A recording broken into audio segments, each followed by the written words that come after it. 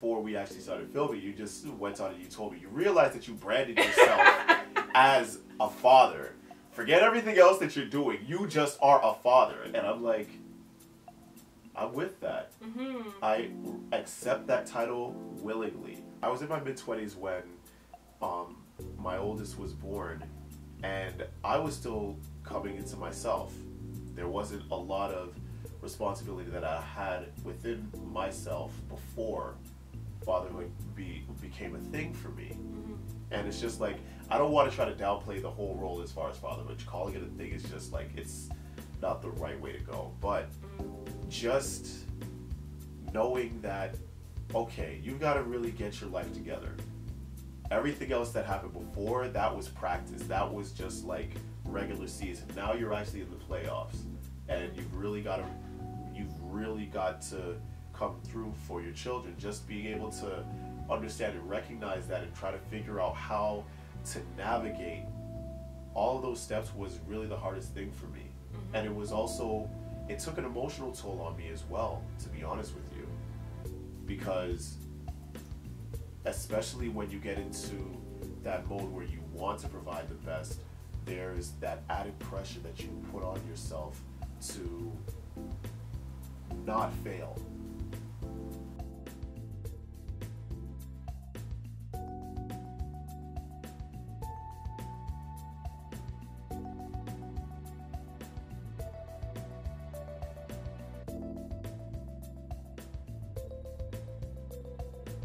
Everyone, welcome to another Sunday Self-Love with me and Samar. Today we get to sit down with S-Quire Johnson. Yay! It's about to be so fun. Like, I know I'm gonna laugh the whole thing. I'm so excited. Yeah, I'm pretty much shooting and stitching the entire time. It's just a regular thing between the two of us right here, so. But I want to start by saying Happy Father's Day. Thank you. Thank you so much. I feel like Father's Day is one of those like funny holidays where people are kind of like, you might get a Happy Father's Day, or you might get a happy like Mother's Day on a Father's Day kind of thing. So I think it's a complicated one.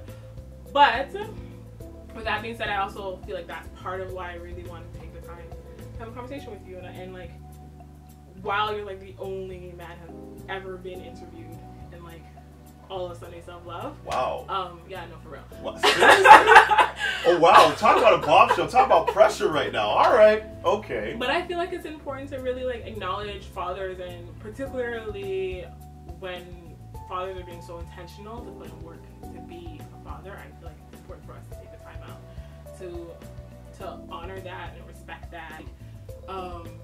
Create awareness about that, because I think that that's part of it. I think there is definitely a storyline about fathers, particularly Black fathers. Yes. So I think it's important that when fatherhood is really being taken serious, that as much as we are able to like share that storyline about it not being taken serious, that we share storylines when it is. But can you share with us a little bit about your fatherhood story? So how did you, come into yourself as a father? When two people become I don't think that necessarily fatherhood is just like you had a child and now, No, it's far from that. You don't wake up and instantly say, yes, I'm a father. That's not the way that it goes. It takes time in order for that idea that you're responsible for another human being's life. It takes a good while in order for that to sink in. And I know for a fact it did for me, but at the same time, once it did happen for me, it was like instantaneous. I remember when my first daughter was born, and both sides of the family were upset at me because of the fact that I would not let anyone else hold her when she came out of the delivery room. I was protective, straight from the gates.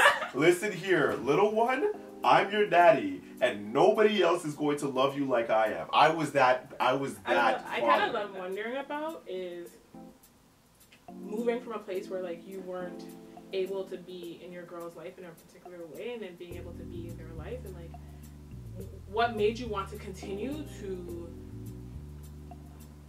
I guess, really and truthfully pursue being there? Because I feel like it's an alternative reality. It's also really possible to be like, okay, this is another thing, okay, I'm gonna just give up and like start something new over here, which does happen sometimes, you know? I mean, we always get into those ideas about wanting the best for our kids and giving them what we didn't receive when we were younger. And I remember distinctly the love that I did not receive from my father because of his past and because of what it actually brought to our family at that time. And just like everyone else that would be inside that circumstance, I was steadfast in saying that I didn't want for that life for my kids. And even when our family experienced those really trying times and I was not able to actually be with them physically, I wasn't able to be with them on a regular basis, this came already after the first 5 years and the first 4 years of their life. There was already a foundation of love built there. And partly because of that foundation that was built, and also surrounding myself with like-minded individuals, that was really a motivator for me to say, okay, as challenging as this time will be, that there is the possibility for change. And if I just continue allowing myself to be open to that change, at the very least I could find a sense of contentment. And that's what really propelled me during that time. I was fortunate within that process that my daughter's mother and I came to an understanding after so many years that our responsibility above everything else is to raise our children in the right way. And once we started putting our children first was when real change had taken place. And we started to see growth in each other. So, yeah, it was just encouraging to see that even as parents and even as adults that we can still take time out to learn from each other and understand what really is important, is making sure that our children receive the love that they deserve. And I will admit, in a selfish way, part of what motivated me is that I wanted that love back that I received from my children. I remembered it. I remembered it like distinctly. I went to sleep with it every single night and remembering those little moments, and they stayed with me. How little or how much that time would be, I would make sure to prepare myself so they would be able to receive the best of me in whatever shape or form that would come. So, yeah, that's long-winded as it may sound, but that's like what it was in a nutshell for me. Thank you for sharing that. I feel like it has me all in my feelings.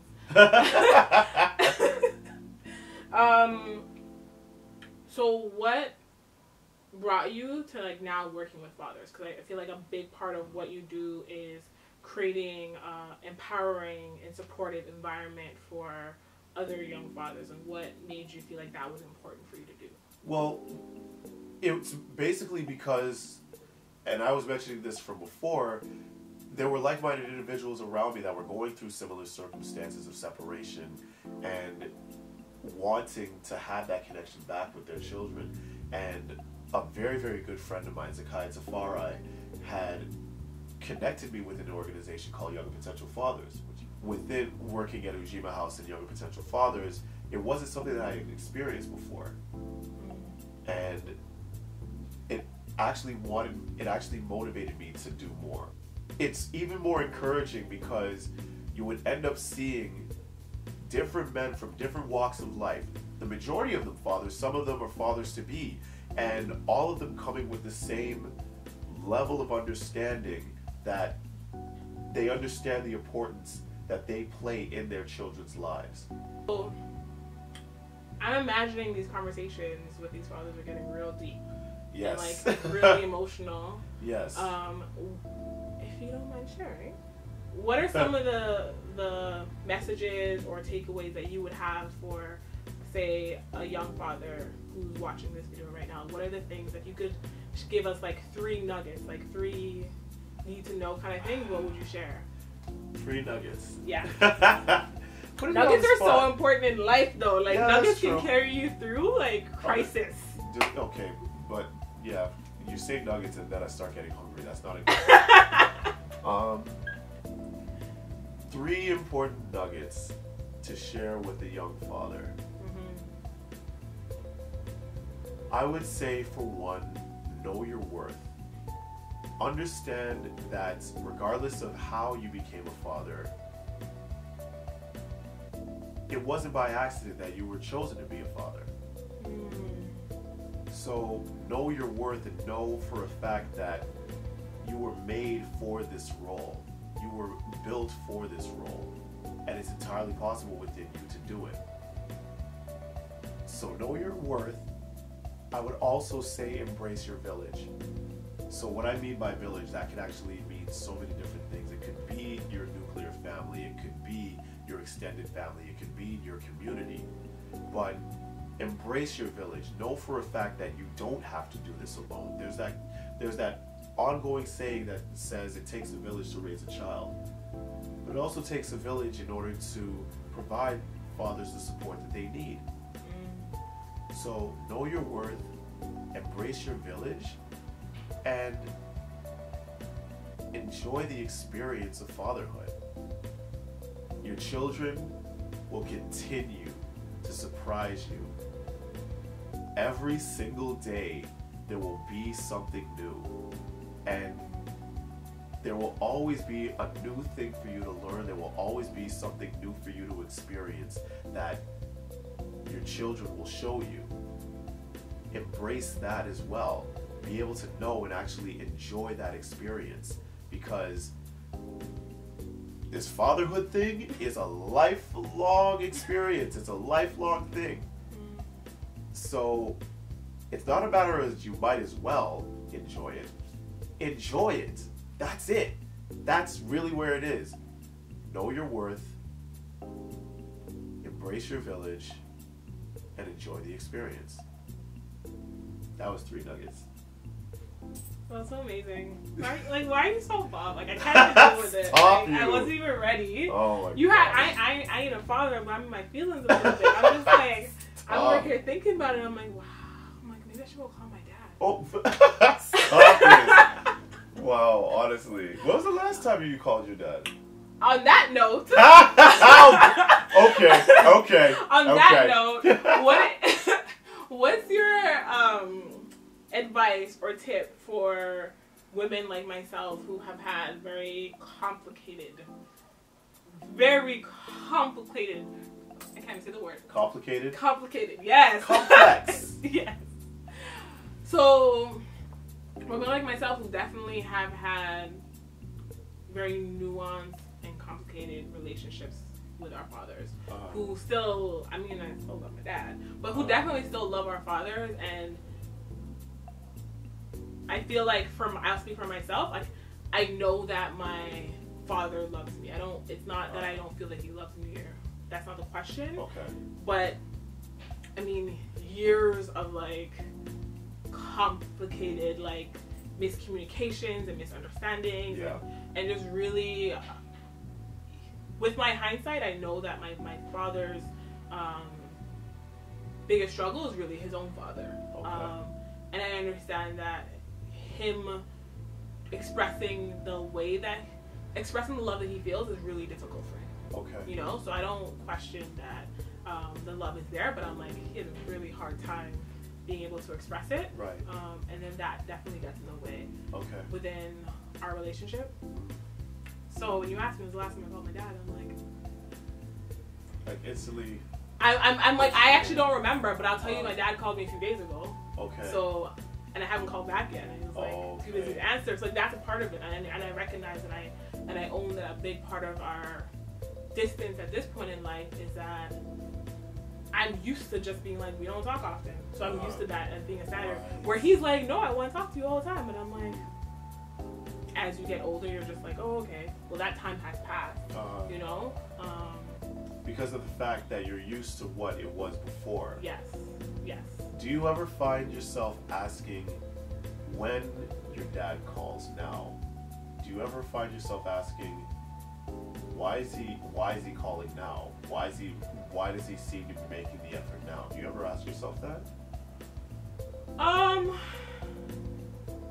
I did, but I feel like I also am blessed, I guess, to some extent, that I have parents that I can ask those kind of questions to. Yeah. So I feel like I don't ask myself that as much because I've been able to ask him himself. And that's a part of what I was going to say, as far as you asking what advice I would give to women that are, from what I'm getting from your question is that you want to find out as far as what advice women can have with regards to the connections with their fathers if it is at a complex level.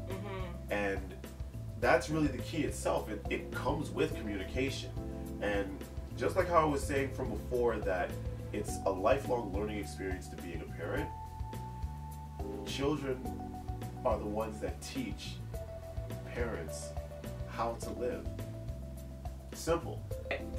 So in terms of my relationship with my mother, definitely wasn't always the greatest, but I noticed it got better when I was able to see my mother as a woman and a person outside of just being my mother, which I don't feel like I've been able to do with my father. Right, and that's a fair observation. It's not saying that it's going to be a foolproof circumstance. Ultimately, as the child that is growing up into adulthood, you're coming into yourself, and it's your responsibility to know, okay, this is where I see things with regards to my relationships with my parents. And especially if there at least is a foundation of love and respect there, genuine love and respect, because there's a difference that we a lot of times miss when it comes to mistaking love and respect for fear, right? Yeah. So if there is a foundation that's there of true love and respect between yourself and your father, the communication will still be there. And even if it is something that will take longer, that's not like, it's not something that can be dictated, but at the very least, you can say that you are showing your authentic self to your father. And as much as he may not be in a position where he would be able to express it, there's still a level of appreciation that will be there. What I'm wondering is, what kind of tips do you have around like self-love and self-care for fathers? Because I feel like that's a thing that we often talk to mothers about, like, take time and like take care of yourself and do these things. And I think that because historically speaking, mothers haven't had so many opportunities to be humans outside of motherhood. I do think that we're more, for those of us that want to be like progressive, are more cognizant of really giving mothers that time now, in ways that wasn't happening previously. So I'm wondering, because the conversation is not happening around fatherhood, it comes down to understanding that self-care for fathers is just as important as self-care for mothers. And not only being okay with it, but allowing for that idea of self-care to be an expectation for yourself. In a lot of cases, fathers are made to feel bad. Like, there's a lot of fathers that I know that are made to feel bad if they want to actually take a day to themselves, to be able to just be with themselves, to be able to do what it is that they want to do and get connected back to what they used to do. You have to allow yourself to do that. Otherwise, you get caught. It's just like any other circumstance. If you get caught up in work too much, you end up engrossed in that becomes all of you. You don't have the opportunity to live a balanced life. And you do yourself a disservice to the work that you do. Same situation when it comes to fatherhood. You put your all in terms of caring for your children, which is still a good thing, which is what you should do. But if all you are is that caregiver, your children don't see your authentic self. So you need to have those opportunities to be able to experience, so that way you can come back when you are with your children, when you are with your family, to be able to say, these are the experiences that I have, and this is what I'm this is what I'm able to share with you. Like, that self-care is important because it ultimately really enhances the family as a whole. A lot of the self-care tactics that I decide to put into my tool belt, it's very simple things. It could be just something as simple as just taking a day and binge watching stuff online, binge watching on Netflix, for example. You know, it's just like, it doesn't have to be anything too over the top, but it's just got to be something that you enjoy. That's just with any type of self-care that you do, in my opinion. Okay, so you mentioned tool belt. That was my next question. So I feel like we're on the same page and you know we're flowing with each other. Yes. Because I would like to know if you could take 3 things in your tool belt from what you've learned over the past few, how many years has it been? 8, 9 years of being a father? My oldest daughter's 10. Oh, damn. Okay. So 10 years of fatherhood. Yes. What are you taking in your tool belt moving forward? So as you continue this journey, what are the top 3 things that you're like, yes, this is gonna go with me? 3 things that I would put inside my tool belt as a father 10 years in. One of those tools is patience. There will be a lot of times within this process that your patience is tested, so you need to have that reserve when the time comes. So whether it is something in which that your children show that may not be on the same level as what you would like for them to have, or it's somewhere along the lines that you may not be where you feel that you need to be as an individual, as a provider, or as a committed father, for example. Just to be able to have that tool of patience to understand that this whole experience of fatherhood is a process, and it's a lifelong process, so patience will be essential. The second tool that I would put inside my belt would be the willingness to learn. So again, going with that same piece as far as to understand that this is a lifelong experience, there's going to be always something new that comes along the way, and you have to be willing to accept those things, be able to process it and express it in such a way that your children will be able to understand. And it's very important in terms of being that teacher with that particular willingness to learn, to understand that it needs to be expressed in such a way that you're able to meet your children at their level. That's a vital point that I know for a fact we can get into at another point after we get the tool belt out of the way, but it's a very important piece to be able to meet children at their level, not to expect that they have that level of understanding that you do. And the final tool that I would put inside my belt is a healthy dose of humor. You need to you need to have a healthy dose. Allow yourself to not take yourself so seriously. To understand that it's okay every once in a while to laugh at and with yourself, which I find myself doing all the time. So. Yay. Okay. My last question, but my most important question. Oh boy. What are you doing for Father's Day? What am I doing for Father's Day? Yeah. So what I'm doing for Father's Day, well, Father's Day weekend is going to be extremely packed because of the fact that the organization that I'm with, Younger Potential Fathers, is putting on 2 Father's Day events within the city of Toronto. The first one is happening on June 18th at the Regent Park Community Center, and it's the first time that such an event is actually taking place within that particular area. It's actually been built off of, it was actually an interesting story. The woman that actually came to us that wanted to actually connect with Younger Potential Fathers and a number of different agencies to put this on, wanted to actually execute this event in a response to losing her partner as well as her son. So since their loss, she had started putting on concerts within the community in their memory. Like, the father was a musician, so it felt natural for her in order to pay tribute by putting on like a semi-regular concert.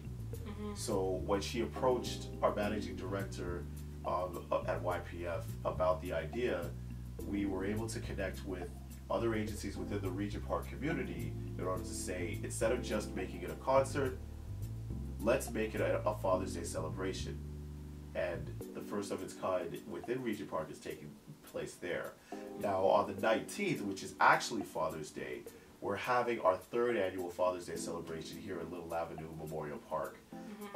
The first time around, it actually had 700 people attend, which was actually phenomenal for us. And the momentum just kept building and building, which is the reason why we're again now having like a full weekend of it. Outside of that, outside of those itself, I'm just looking forward to spending more time with my daughters during that time and being able to just do fun things.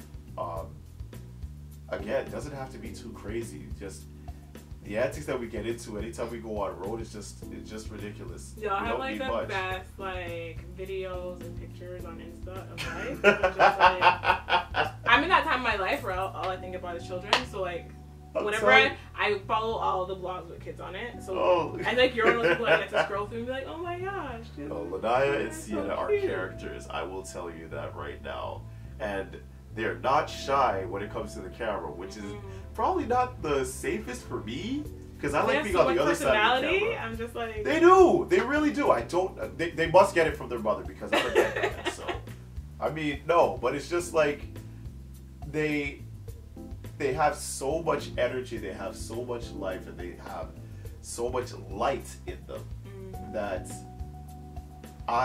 it encourages me and it motivates me. So even just for this Father's Day, I'm just looking forward to spending time with them. That's just really where my goal is. Just to be able to say, okay, fine, what crazy thing can we get into today? And just allow for that to happen. So that's just really where that is. I'm just looking forward to spending time with my girls. Okay. So for folks who are like, you're so amazing, yeah, I have all these other questions, yeah, or I want to collaborate with you, yeah, all the things that come out of things like this. All the things. Where can they contact you? How can they find you?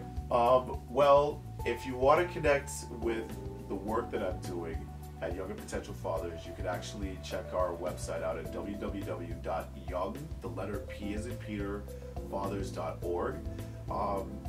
Me specifically on social media, my handle is S-Quire TDOT or S-Quire SQUIRE